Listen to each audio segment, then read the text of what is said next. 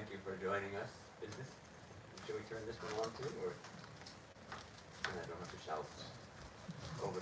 You like to speak quiet. Yes, now it's on. So I can speak quietly and thank all of you for joining us. How beautiful it is to sing these sacred hymns together with full voices, and we taste a little bhajananda. Sri Ramakrishna used to say there are three kinds of joy. There's the vishayananda, the joy of worldly objects, the joy of having a nice cup of tea or a nice piece of chocolate, or winning the lottery, and that's vishayananda. And then there's bhajanananda, the joy of worship, the joy of singing. And then of course there's brahmananda, which is the supreme bliss of our own true being. And that is our topic tonight. The bliss, the joy that is our own true nature. And afterwards we'll see how Sri Ramakrishna brings the Divine Mother into that picture.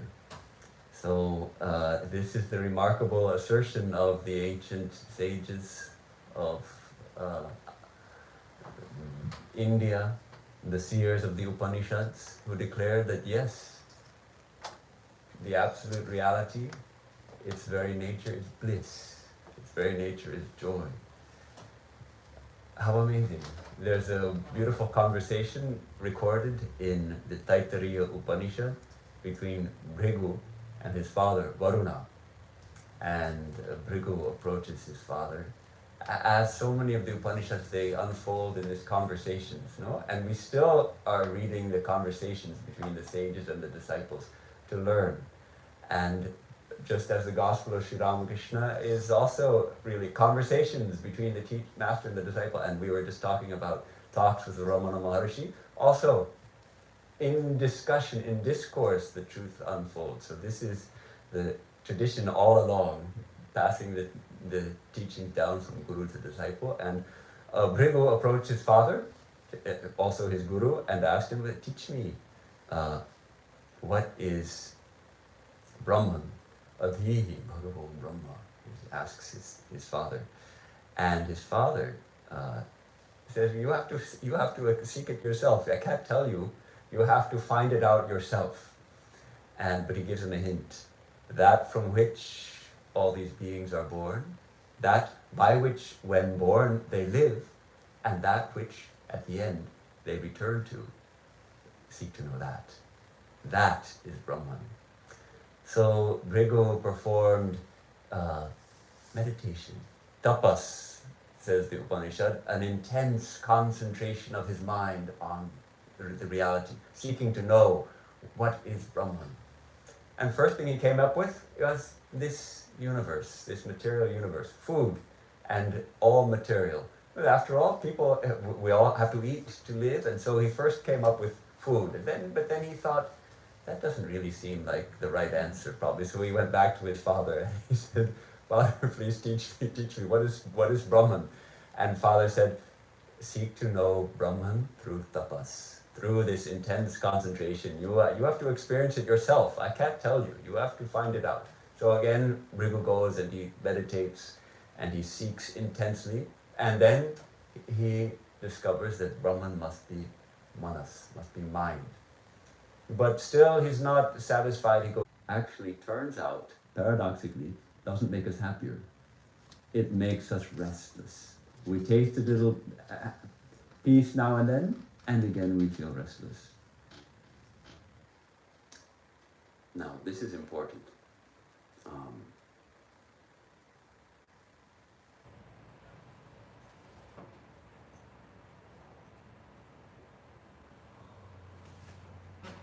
When we get that joy of, say, fulfilling a desire, getting that new smartphone, when we taste that joy, where does it come from? Does it come from the smartphone? Does the smartphone have joy inherent in it? No. Where does it come from? the teaching is that it comes from our own true nature. It is a little particle, a little glimpse of our own true nature shining through when our mind becomes tranquil. And what happens when we have a strong desire which is fulfilled? I finally got it. And the mind becomes tranquil. Say you've been working for a long time for something. You've been working hard, you've been struggling hard, and finally it succeeds. You finally get the promotion. You finally get the raise. You finally get the Mercedes-Benz or the Tesla or whatever it is that you want, or the gold medal in the Olympics. And you have a tremendous sense of peace and accomplishment, and your mind becomes tranquil. And the natural joy of our own true nature starts to shine through a little bit. And then we cover it up again with another desire. So here's a hint, okay? Next time you feel really happy, for whatever reason, try to think this joy is actually a reflection of the supreme joy which is Brahman, the supreme joy which is God, the supreme joy which is my own true nature. We can do an experiment. The next time you feel a little bit peaceful and happy, say, recognize, this is joy. This is a sign of my own true nature. This is a sign of God. Let's try that as an experiment. This is, can we separate the two? Can we separate the experience of happiness which came from some external stimulus and the joy that arises? So when we can know whenever we experience joy, we're experiencing our true nature, at least in a limited sense.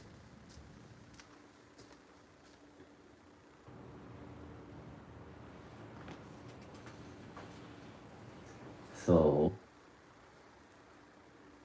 maybe should we touch on the Gita? Bhagavad Gita tells about 3 kinds of happiness. The first kind of happiness is, let's go backwards. And there are actually 2 main distinctions that we need to keep in mind. There's one that tastes like nectar at first and like poison at the end. Right? It tastes like nectar at first and like poison at the end. This is the happiness born of the contact of the senses with their objects, just what we were talking about. And it comes to an end. It's of the nature of rajas. We have these three divisions of everything, of the 3 strands making up our universe, the gunas, sattva, rajas, and tamas. The happiness which arises from rajas, it tastes like nectar at first. That smartphone in your hand feels great, doesn't it? And that ice cream tastes really great. But when you've eaten too much ice cream and you get diabetes and all that, then it tastes like poison. Then it's poison. The poison is that we keep wanting more. That's the poison. Keep wanting more. But the joy that tastes like poison at first, but like nectar at the end, that is the joy arising from sattva. And that is born of the clear nature of the self.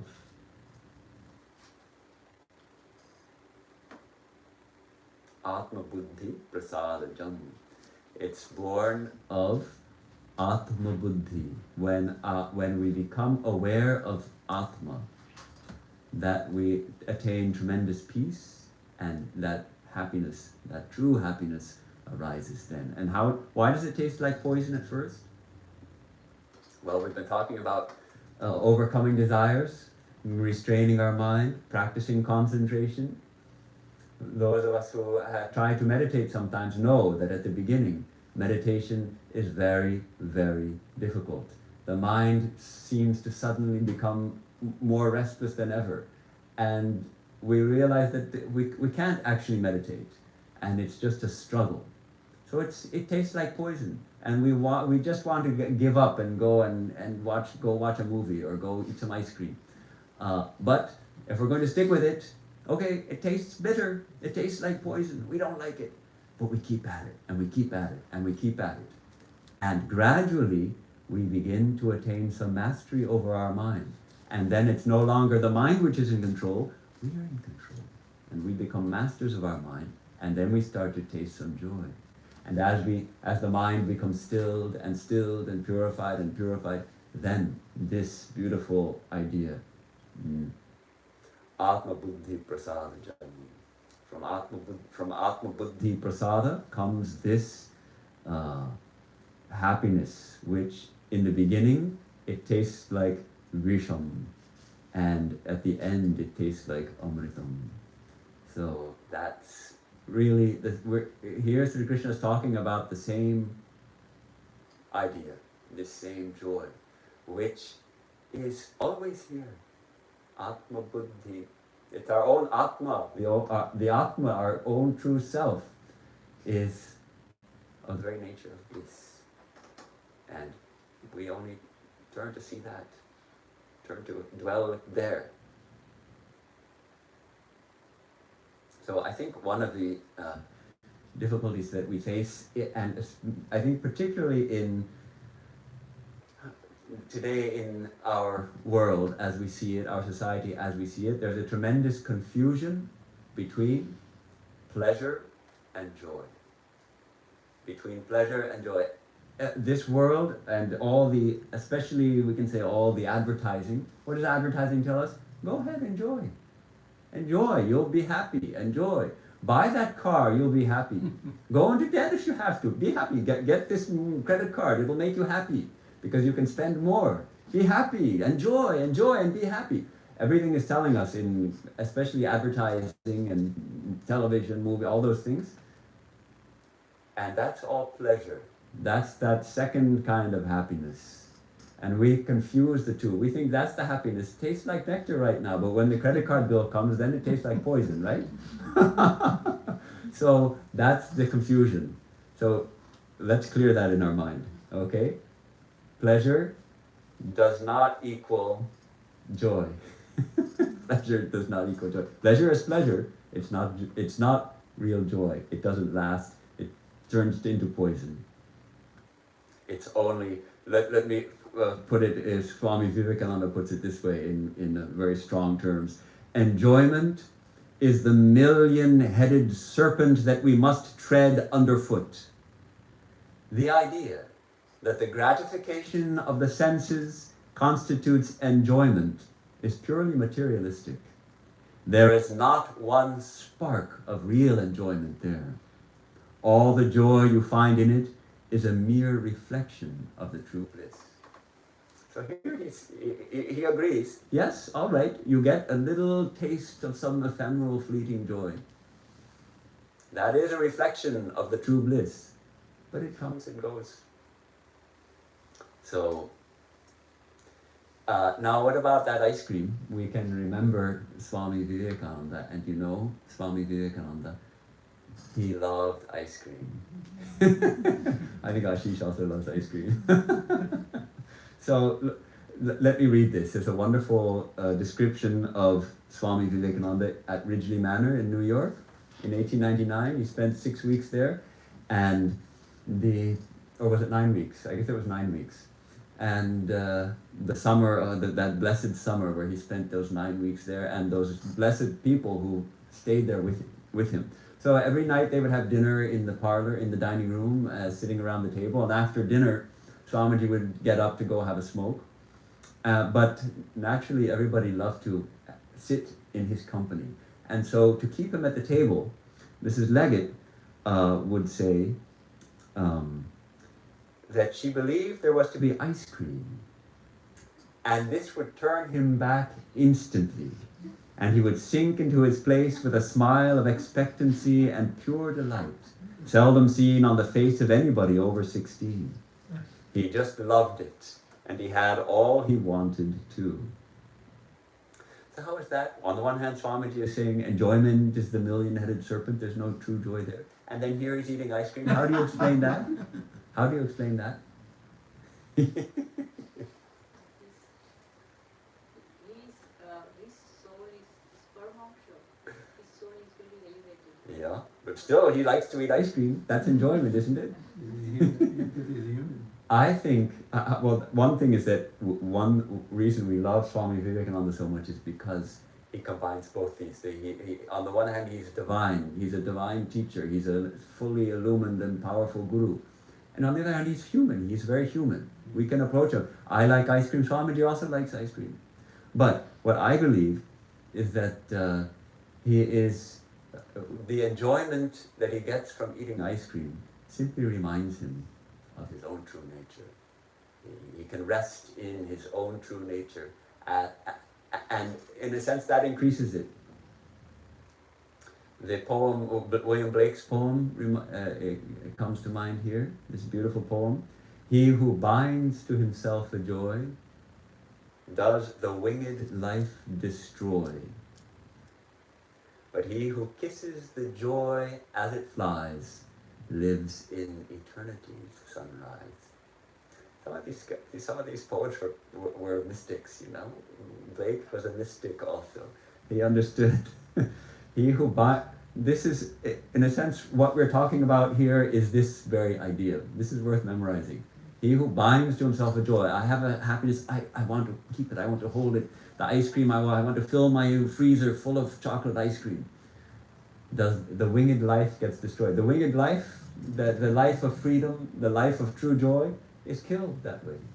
But he who kisses the joy as it flies lives in eternity's sunrise. Eternity's sunrise is right here. The sun of eternity is always rising, right here and right now. Right here in our hearts. And if we get a little joy eating ice cream and we kiss it as it flies because it doesn't stay, then we're living there in the sunrise of eternity, which is right here, the bliss of our own true nature. Wherever there is any bliss, says Swamiji, even though in the most sensual of things, there is a spark of that eternal bliss, which is the Lord himself. So this is Swami Vivekananda pointing out. Now, Sri Ramakrishna, to me, is the real exemplar of bliss. And that's what actually drew me to him in the first place. His continuous ecstasy, his continuous joy. He's always in joy. He's always expressing joy. You're looking at him, he's entering into ecstasy, and the smile on his lips is intoxicating. And okay, I want some of that. Yes, I think we're all bliss junkies, actually. Everyone in this world is a bliss junkie. Some seek it through drugs, some seek it through power, some seek it through sex, some seek it through money, and some seek it where only it can truly be found, in spirit, in our own true self, in Divine Mother, however we want to call it. Sri Ramakrishna shows us where the true bliss is in spiritual life, in the divine, and how that joy would be expressed through his every movement, how his dance when he becomes, I think I read that last week, no? When he's dancing, and every movement of his limbs expresses infinite grace and beauty and joy.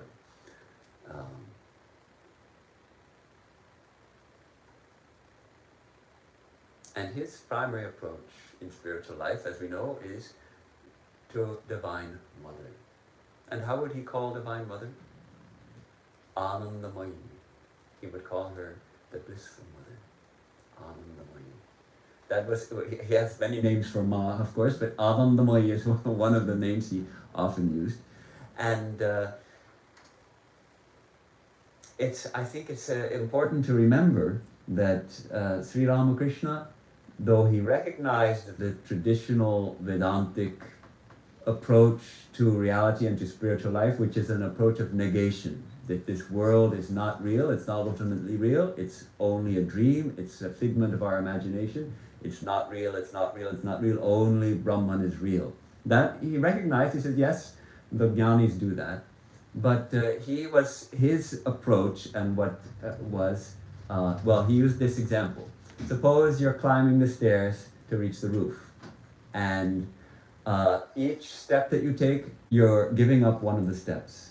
And you say, I'm not yet at the roof. And you take another step, and you say, this is not the roof. And you go a little higher, and you say, this is not the roof. And you say, this is not the roof. And then finally you get up to the roof and say, I'm at the roof. But then you look at the roof, and you see, what is it made of? It's made of building materials. Particularly in Sri Ramakrishna's example, it's made of bricks, lime, and brick dust. So the bricks are put together with lime and brick dust as the mortar. And what are the stairs made of? The same thing. Bricks, lime, and brick dust. So after realization, the Vijnani, the Paramahamsa, comes down from the heights of samadhi, of realization, and finds that this entire world is nothing but Brahman. This entire world is divine. So he would say, all this has become God, or all this has become Mother. All this has become Mother. Why should the universe be unreal, he asks. That is a speculation of the philosophers. His disciple M had asked him, is the world unreal? In that case, is the world unreal? And Sri Ramakrishna says, why should you call it unreal? Oshad vicharir katha. Those who practice vichara, those who practice this, do take up this practice of analyzing everything with hair-splitting analysis and rejecting everything and seeking only for the truth. Those are those people who practice vichara, but that's for them. But after attaining her darshan, after realizing Mother, one sees that it is she herself who has become the universe and all living beings. And then he relates an experience he had in the Kali temple when he was performing worship puja there. He says, Mother revealed to me in the Kali temple that it was she who had become everything. She showed me that everything was full of consciousness.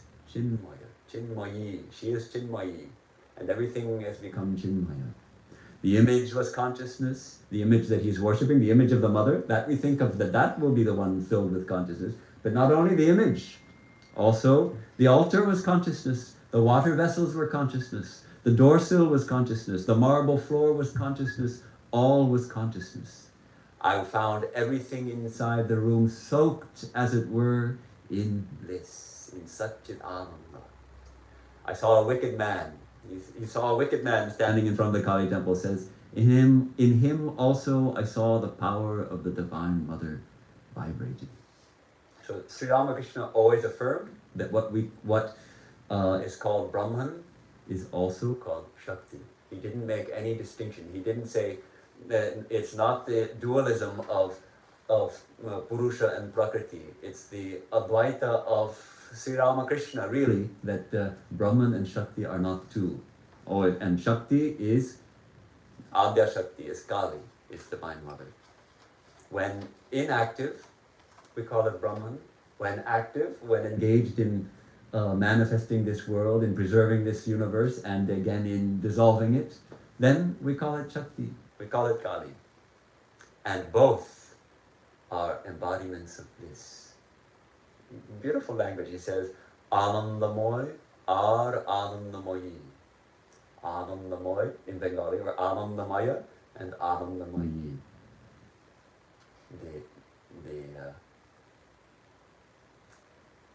The absolute and the manifested, both full of bliss. Sri Ramakrishna had three particular ways of conceiving of Divine Mother, and sometimes they're a little bit hard to. Arjun didn't come tonight. He doesn't like this one. Leela, he would say she is Leela Moyi, Icha Moyi, and Ananda Moyi. Leela Moyi, this idea of play. This is a beautiful contribution of Hinduism to understanding why this world, what is the nature of this world. It's a play. It's Mother's divine play. How do we explain the unexplainable? It's one way of explaining that which has no explanation. Why should Mother create this world? Why should Brahman manifest this world? When we ask the question why, that suggests that there's a cause. And if there's a cause, that means there's something outside of us which affects us, right? Which causes. Something else acts on this and that causes that. A yellow jacket stings me, that causes me to run. Okay? There's something outside of me that comes to me and stings me, and then it causes me to run. So what could there be outside of Brahman to cause it to do something? If there's anything outside, then it's not Brahman, then it's not one and non-dual infinite reality. So why did Brahman create this universe? Why did Kali, Mother, create this? You can't explain it. The question itself has a contradiction. So this is one way of saying, well, just in play. Just in play. Otherwise we say Maya. The Vedantists will say Maya. It's Maya. Which is another way of saying, actually, we don't know. So she is Leela Mahi. And he used to sing this song of Ram Prasad's. He liked this song very much. Shyamama Uracho Ghuri. Oh Mother, you are flying kites. You are flying kites in this world. And where are you flying them? In this Bhavasamshar Bajar Majhe. In the marketplace of this world, Mother, this busy marketplace, you are flying kites. Now, I think most of you know that the Indian tradition of kite flying is a game. And the kids play this, and I never got to play it, but I saw it done. And it's a lot of fun, and the object is to cut the kites free. So what you do is you have two kites, and the strings start to touch each other, and then they'll try to cut the other string, so that you pull the string, and the string becomes like a saw blade, as it were, to try to cut through the other string. And if you are able to cut that person's string, then the kite flies off, right? And you win if you manage to cut the string. Only in this song, you win if your string gets cut. And the kids they'll put glass paste on the string to make it sharp so it can cut. So it's a big competition. And this is the Ram Prasad in this song describes the Mother as flying kites in this world. We are the kites. What's the kite made of? High up they soar on the wind of hope, held fast by Maya's string. Their frames are human skeletons. Their sails are the three gunas made, but all their curious workmanship is merely for ornament. Upon the kite strings thou hast rubbed the manja paste. This is that paste, that glass paste I was talking about. Thou hast rubbed the manja paste of worldliness, so as to make each straining strand all the more sharp and strong. And then, out of 100,000 kites, at best but one or two break free, and thou dost clap and laugh. Till thou dost laugh and clap thy hands, O Mother, watching them. On favouring winds, says Ram Prasad, the kites set loose will speedily be borne away to the infinite across the sea of the world. This is the song that Sri Ramakrishna used to sing. And he used to love that Mother, on the one hand, Mother is flying the kites, and the kites are flying, they're still in the marketplace of the world, and now and then one or two break free, and then Mother is happy. Mother herself has broken the strings, and then she's happy. So it's all Mother from top to bottom, and she is laughing and clapping her hands when we break free and attain liberation. So that's how she is Leelamai. She's full of play. She's ever playful.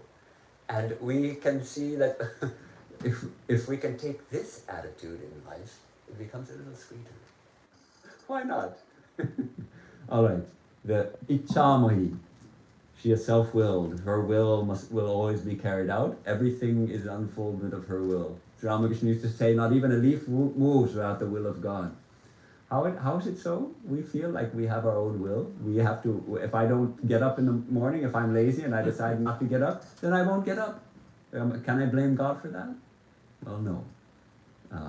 But ultimately, the universal will is actually acting through all of us, only we don't realize it. And he loved this song, which I think most of you know, another Bengali song.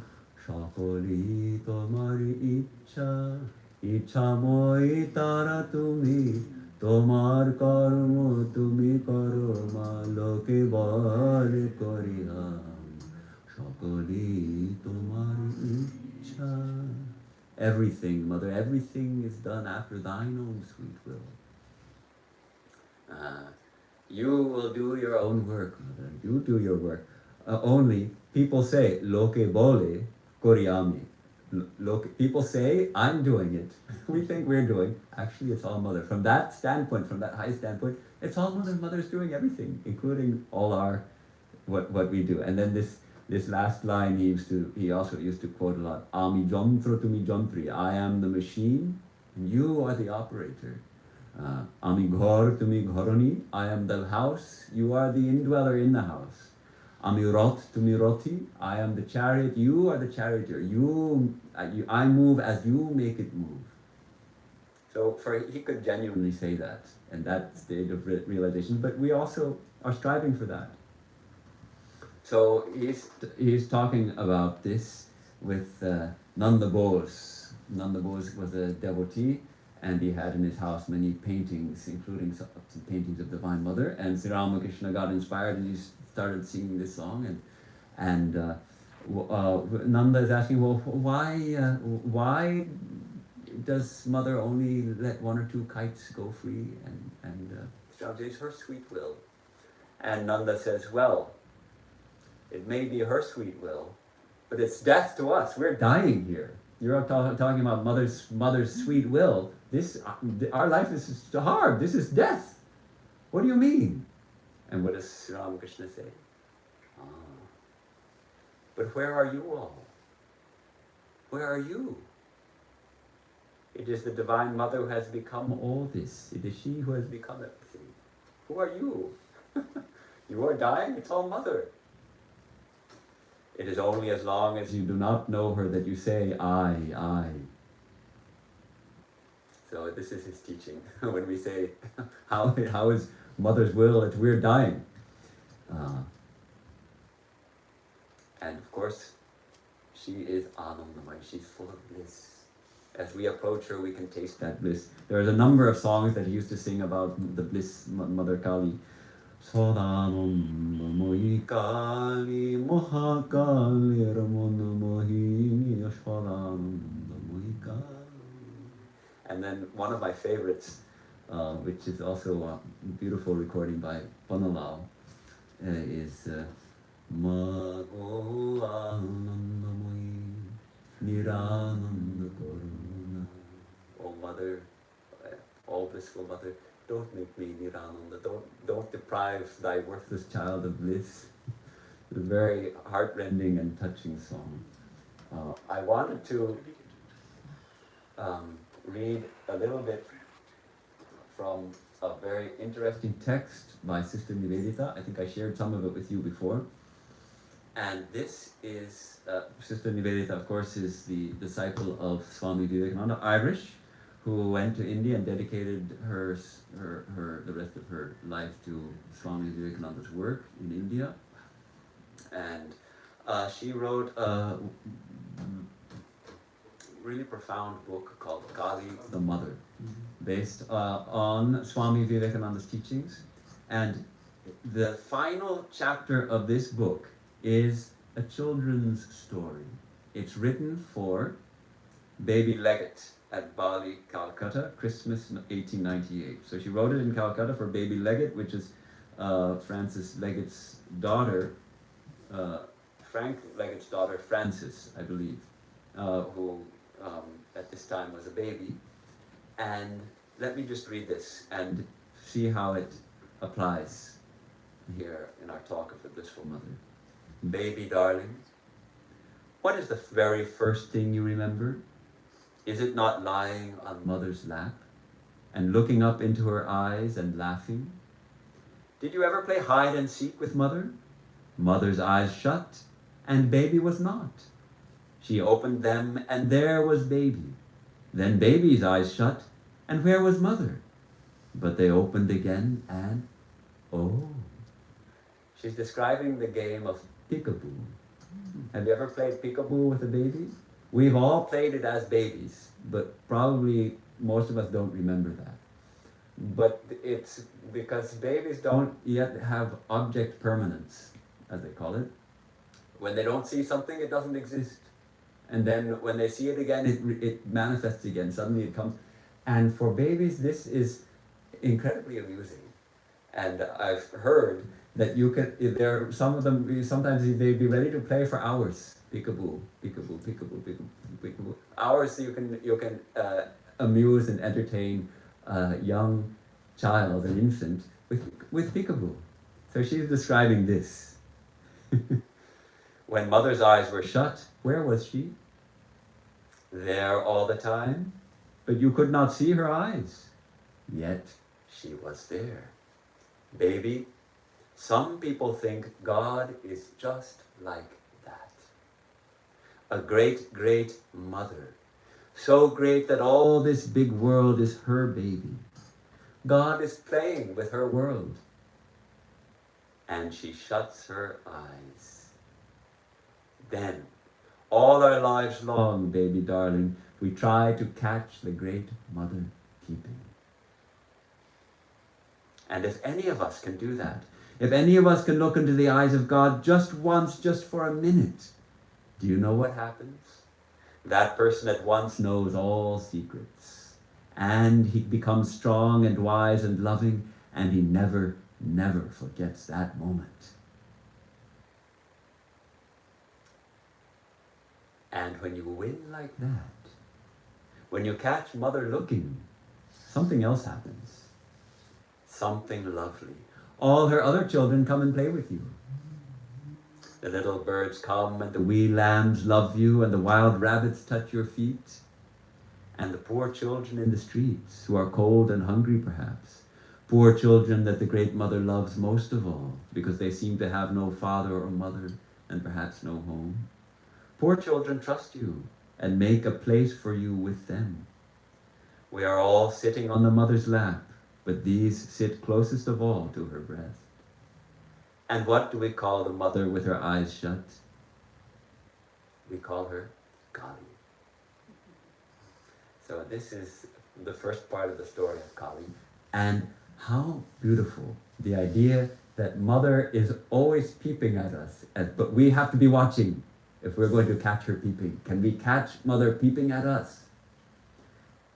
I just spent a week, as you know, in the mountains in Tennessee, and the natural beauty there is so striking that we often feel this is God manifesting. Mother is peeping at us when we see a bumblebee going into the rhododendron flower and getting covered with pollen, and mother is peeping at us. When we see the clouds rolling over the beautiful mountains and the trees swaying in the wind, and mother is peeping at us. Here also, why not take a walk outside and walk by the trees and see the birds, hear a bird singing on a tree, and mother is singing. Why not? That's easier. Now, come to downtown Raleigh. All right? Yes, in the puddle, in the gutter, with some, maybe there's a mosquito floating in the puddle. Mother is peeping at us. There's a drug addict lying on the street, and we look down, and he looks up in our eyes.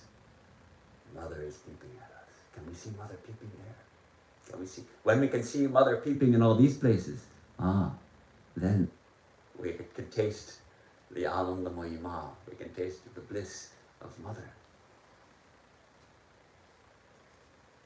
So I thought that this should be a hashtag, mother peeping. I made a hashtag once on Instagram called mother peeping, but I don't do it enough. I did maybe 2 or 3, and it didn't take off yet. But maybe you young people can make it take off, mother peeping. And you take a photograph of something that you feel is The mother is manifesting there in her beauty or her power. And you hashtag it mother peeping. I thought of telling because these young people are here. I don't know if all of you even know what a hashtag is. It's a modern thing. Anyhow. All right, let me read just a little more. This is beautiful. There is another game of hide and seek that the Great Mother plays. This is more like a fairy story. She hides sometimes in other people. She hides in anything. And any day you might see her eyes, just looking into mothers, or playing with a kitten, or picking up a bird that had fallen from its nest. Under all these forms you may find God playing at hide and seek. When there is something to do for someone, Kali is calling us to play. We love that play. She herself said once, she was hiding in someone and he said it for her. Inasmuch as ye did it unto one of the least of these, my little ones, ye did it unto me. That is, of course, teachings of Jesus. And she's suggesting that Mother speaking through Jesus. Is not that like a fairy story? And in what funny places she, the Great Mother, can hide in. Another time she said, lift the stone and thou shalt find me. Cleave the wood and there am I. Did you ever lift a stone or break a piece of wood to see what was inside? Did you ever think that was God? At the heart of things? How beautifully Kali plays. You might find her anywhere.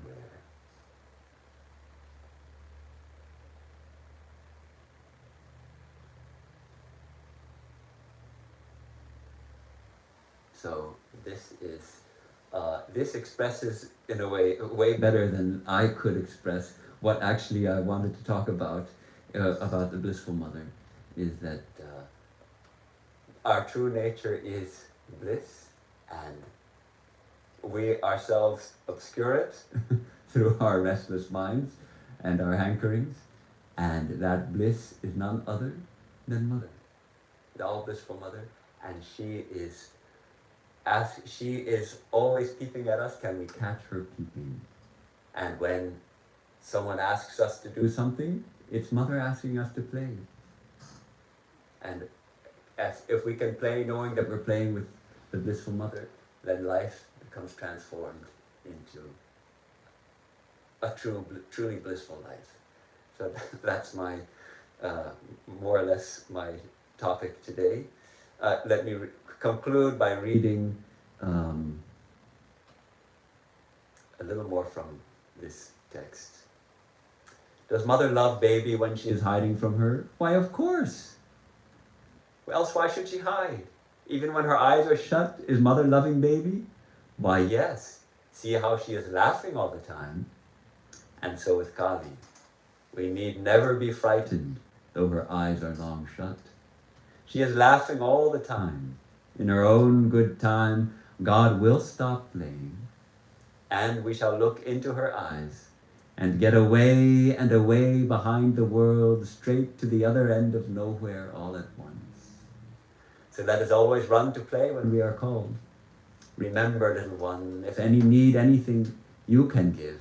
Your Mother is calling you to find her. If anyone asks for something you can do, it is really Mother saying, peep, child. Or when a new person comes for you to love, Kali is saying, here am I.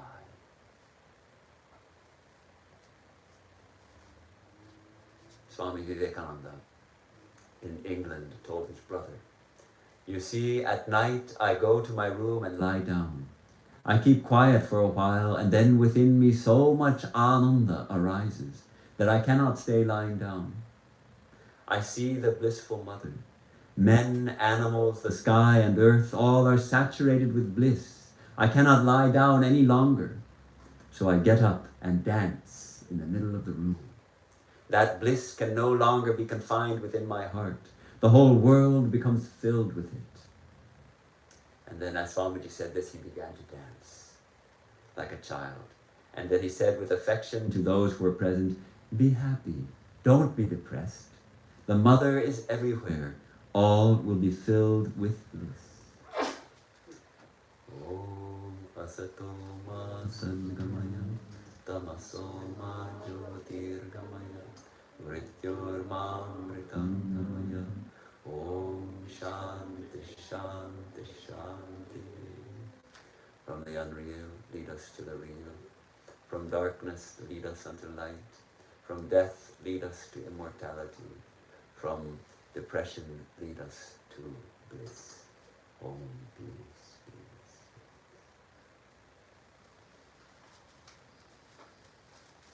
So this is concludes my visit here in Raleigh. I'll be leaving tomorrow evening. I'll be here in the morning, of course.